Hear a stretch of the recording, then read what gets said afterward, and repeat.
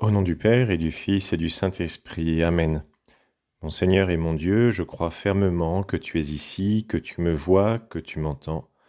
Je t'adore avec profonde révérence, je te demande le pardon de mes péchés et la grâce de faire avec profit ce moment de prière.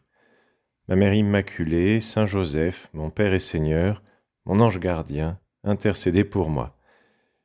Nous sommes encore remplis de la joie de Noël que nous avons fêtée hier, l'arrivée de Jésus, petit enfant, dans le monde, Dieu qui se fait homme et qui s'incarne pour que nous nous approchions de lui. Dieu a franchi l'immense et même la distance infinie qui nous séparait pour que nous nous rapprochions de lui. Dieu s'est fait homme, dit saint Irénée, pour que l'homme devienne Dieu. Phrase incroyablement osée, mais phrase d'un père de l'Église qui a été proclamé il y a peu de temps docteur de l'Église par le pape.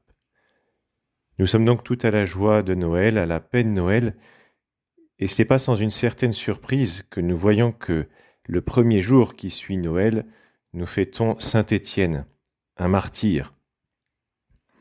Comment expliquer que la liturgie nous plonge tout d'un coup dans un événement glorieux, mais aussi violent, le martyre de Saint Étienne?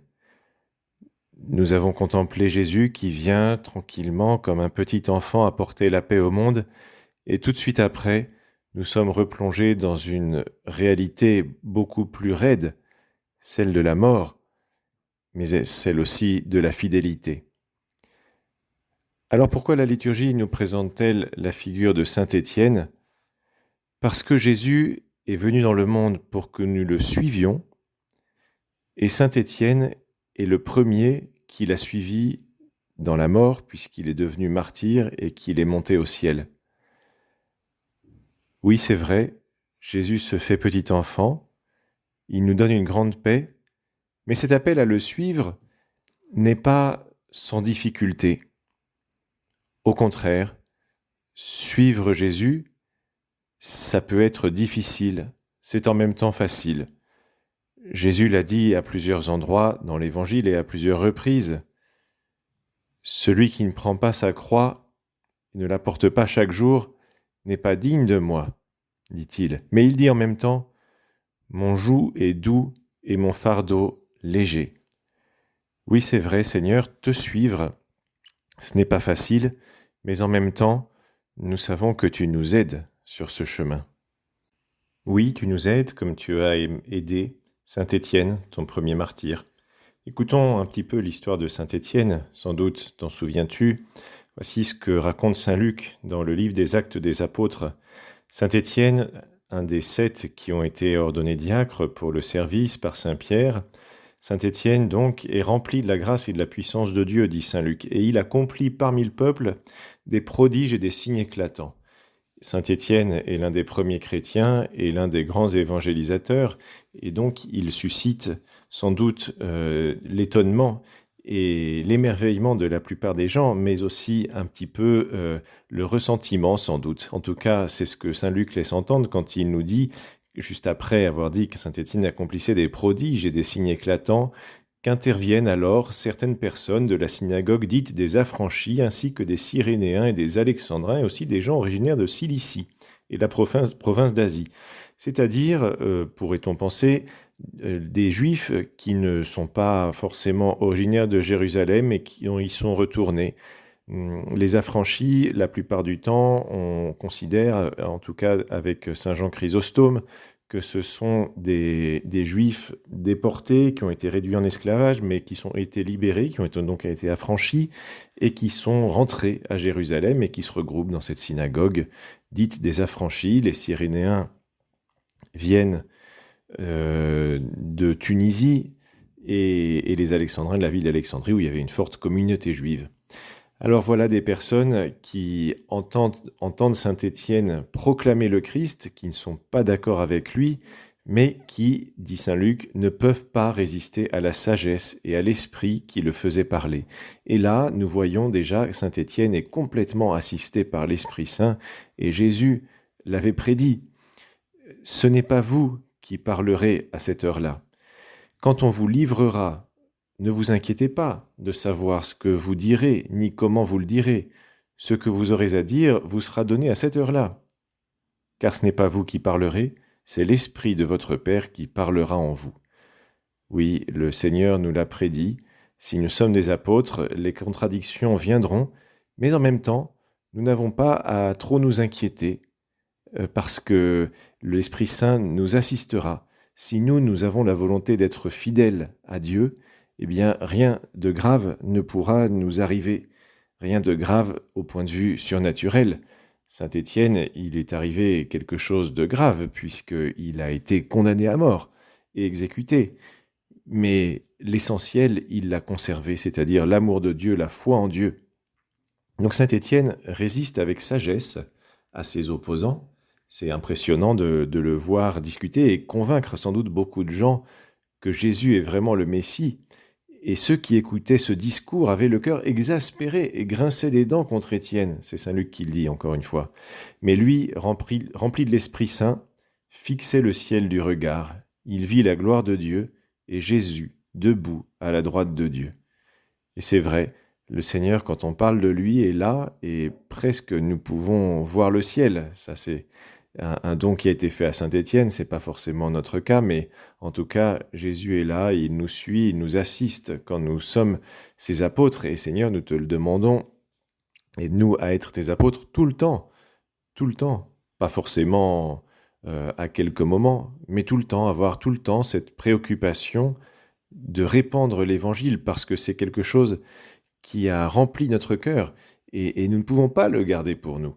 Et si nous pensons que nous pouvons le garder pour nous, c'est peut-être que le Seigneur n'est pas encore arrivé jusqu'au bout de notre cœur, parce qu'il nous donne une joie telle que cette joie, nous ne pouvons pas la garder pour nous. Et c'est ce qui arrive à Saint Étienne. Il voit la gloire de Dieu, il voit Jésus debout à la droite de Dieu, et il dit à ses opposants, à ceux avec qui il est en train de débattre, « Voici que je contemple les cieux ouverts, et le Fils de l'homme debout à la droite de Dieu. » Alors là, entendre que Jésus est debout à la droite de Dieu, pour eux, c'est très gênant. Ils poussèrent de grands cris et se bouchèrent les oreilles. C'est encore Saint Luc qui raconte. Tous ensemble, ils se précipitèrent sur lui, l'entraînèrent hors de la ville et se mirent à le lapider. Rends-toi compte, Saint Étienne dit qu'il voit le Fils de l'homme debout à la droite de Dieu et eux le lapident. Oui, c'est vrai, être apôtre, ça peut être un petit peu dangereux. Alors, très certainement, le Seigneur ne nous demande pas ce qu'il a demandé à Saint Étienne, mais en revanche, il nous demande de parler de lui d'abord par nos actes, par notre exemple, mais aussi par les paroles. Nous ne pouvons pas nous taire. Nous ne pouvons pas nous contenter de donner le bon exemple. Il faut parler du Christ. Du moins, si nous l'avons dans notre cœur pleinement, eh bien, nous ressentirons cette joie, cette envie de parler de lui. Alors, si ce n'est pas le cas, demande-la à l'Esprit Saint. Dis à l'Esprit Saint, viens en moi, aide-moi à parler de toi qui vient de t'incarner, qui est un petit enfant, et ça portera des fruits.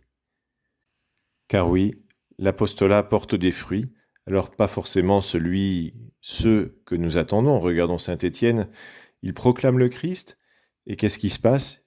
Il meurt. Et donc, il ne peut plus le proclamer. C'est un échec, d'une certaine manière.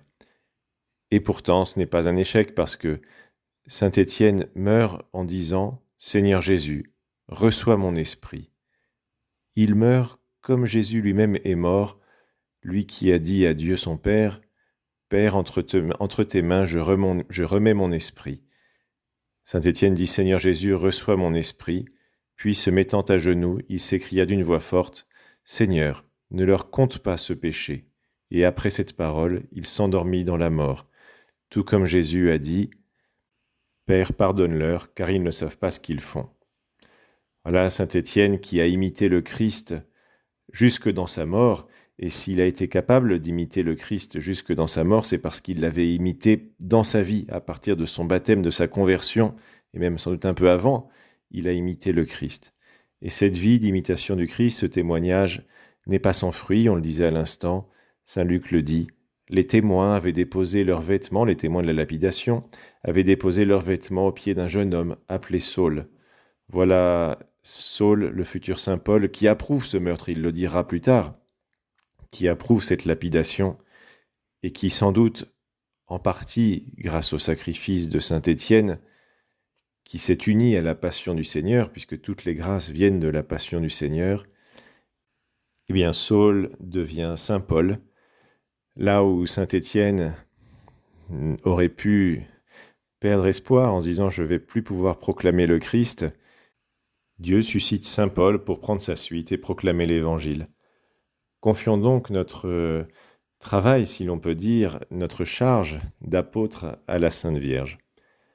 Je te remercie, mon Dieu, des bonnes résolutions, des actes d'amour et des inspirations que tu m'as communiquées dans cette méditation. Je te demande de m'aider à les mettre en pratique. Ma Mère Immaculée, Saint Joseph, mon Père et Seigneur, mon ange gardien, intercédez pour moi.